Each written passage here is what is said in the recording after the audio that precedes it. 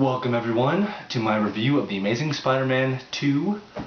I just got back from seeing the movie with my grandma and my brother, and I have a couple things to talk about. Just fair warning, I might go into some minor spoilers, maybe some major spoilers, so watch this video with caution and I hope you enjoy the review. Now let's get started. The Amazing Spider-Man 2 is a sequel to 2012's The Amazing Spider-Man, starring Andrew Garfield and Emma Stone. And this sequel came out May 2nd of this year, and it starred Andrew Garfield as Peter Parker and Spider-Man, Emma Stone as Gwen Stacy, Jamie Foxx as Max Dillon and Electro, and Dane DeHaan as Harry Osborn and the Green Goblin. Now, this movie, in the beginning, it sort of breaks into what it hints at past events from the previous film about how Peter's parents actually died. It was a plane crash, and then it basically pans to Spider-Man, who really actually enjoys being a crime fighter in the city, which is, I think it's a good upgrade. The graphics in this film were totally amazing. The graphics blew me away. It's like just all the technology and all the wonderful things that we have now make movies seem so awesome. I think it is, in comparison with the original Spider-Man 2 in the Sam Raimi trilogy, I think this movie was better. And I'll get into a couple points of that. I think the three main points of this movie were the acting, the effects, and the story. The music I'll talk about in a little bit. So the acting, Andrew Garfield did return as Spider-Man and Peter Parker. I happen to prefer this Spider-Man better. Tobey Maguire, he will be always my Spider-Man for me. He's the Spider-Man I grew up with in my childhood. But I think that I like Andrew Garfield more because he actually really enjoys the character. He really gets into the character of Spider-Man. And I think that that's a really good, important role. Hold on, I'm just adjusting you. In how good the character is. Again, Gwen Stacy did an amazing job, Emma Stone did an amazing job as Gwen Stacy. I like her as the girlfriend of Peter in this trilogy. I like how they included sort of more of the romance. There was a little bit more stronger focus on it in this movie than the last one, and how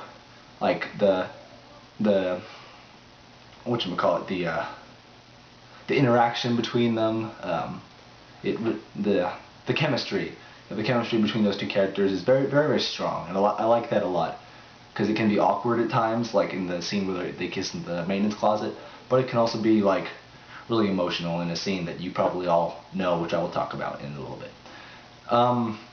Dane DeHaan played the Green Goblin and Harry Osborn. Now, he surprised me. I thought that he did very well in his performance, especially when he became Green Goblin. He just went crazy, which I thought was cool.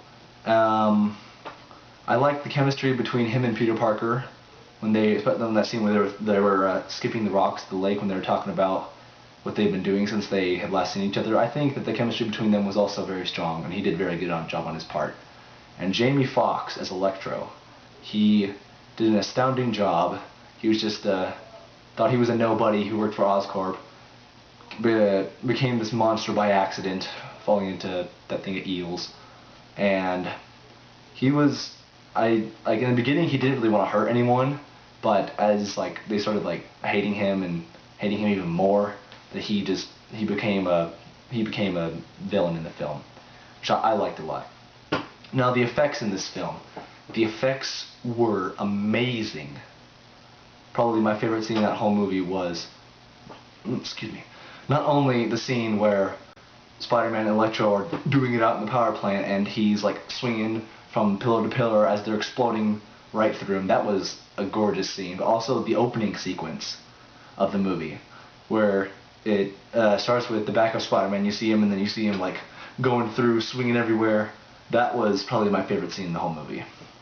The effects, they just did such a great job with the CGI and the explosions. I thought they were great.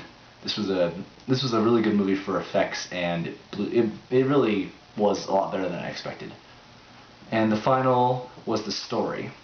The basic story, without going into very minor spoilers, is Gwen and Peter have graduated high school, and they're like moving on to go to college, and Gwen is applying to go to Oxford, while Peter is still trying to find the truth about what happened to his parents. And then Harry comes along, and he interacts with him, and along the way he meets this guy named Max Dillon, who is a nobody, or he thinks he's a nobody, but he works for Oscorp. And it's a terrible accident happens. He becomes Electro.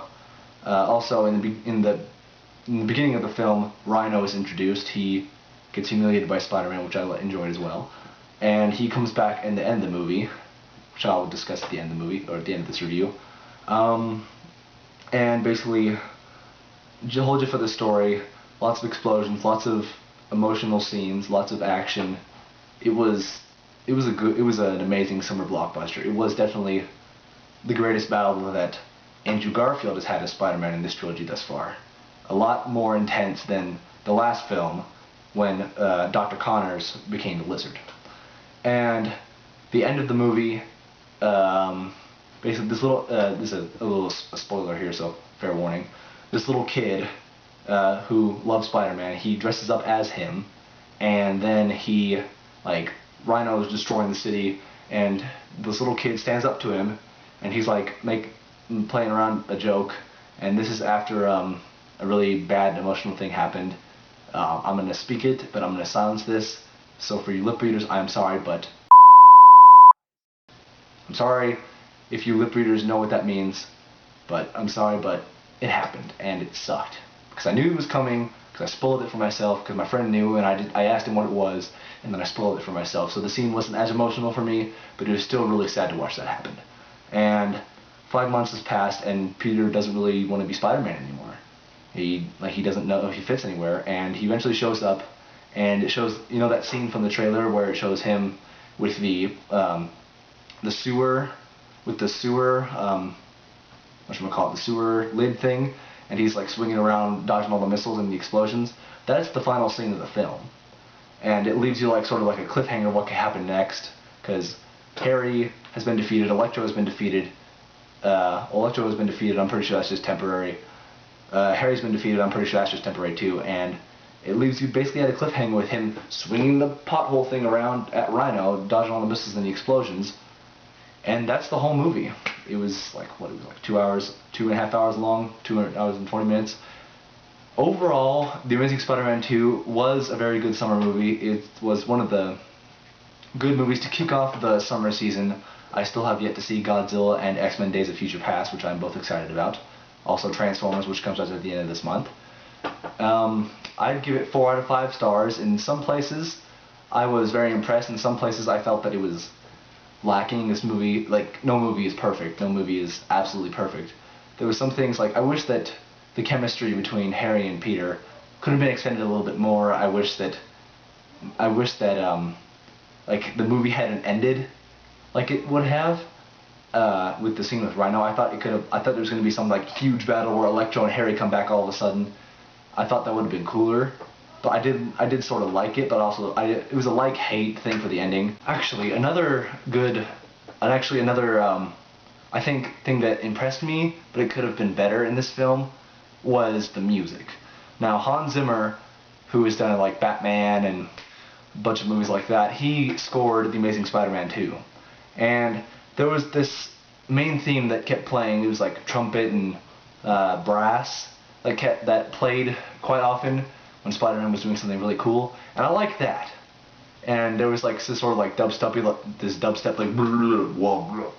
you call it, dubstep was Electro's theme, and I like that. But I think that like every time that like Electro showed up, it started like playing that, like I was kind of like back off a little bit. Like that was probably one of the things that I hoped that it would be really, really good, but it sort of fell short. That was probably one of the only problems that I had in this movie. Like, the story was good, the effects were great, the acting was really good. I think it was in like the music and sort of like the flow of the story was kind of where it fell short. Like the story, like go to one thing, and then one thing, then one thing, then one thing, then one thing, and another thing, and then another thing over here, and another thing over here. It was really choppy, and I felt that if like the movie could have been a lot smoother, if either some things had been taken out, like I think Rhino could have been eliminated completely from the film, and it still wouldn't have, it would have had no effect on it. Like it's just one less villain. So that were the problems that I had with The Amazing Spider-Man 2. I hope that The Amazing Spider-Man 3 will be just as good. I don't know when that comes out, but Amazing Spider-Man 2, 4 out of 5 stars. I think it was a little bit better, fix my grammar, than the first Amazing Spider-Man. I like the way that his suit looks. I like the white eyes rather than the sunglass thing that he had in the first one. And that's pretty much it. I'd recommend you go see The Amazing Spider-Man 2. It is a great summer flick to kick off the season, because there are some great movies to come.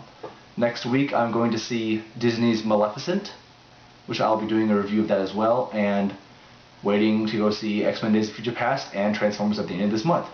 Thank you for tuning into this The TheDHCreator movie reviews on The Amazing Spider-Man 2. I hope you all get a chance to see it at some time. And I can't wait to see what we have in store for Spider-Man and other movies this summer.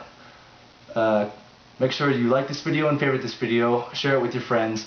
I hope you enjoyed it. Peace, sort of. I will see you for more update vlogs and the Maleficent movie review next week. Peace, sort of, guys. See you later.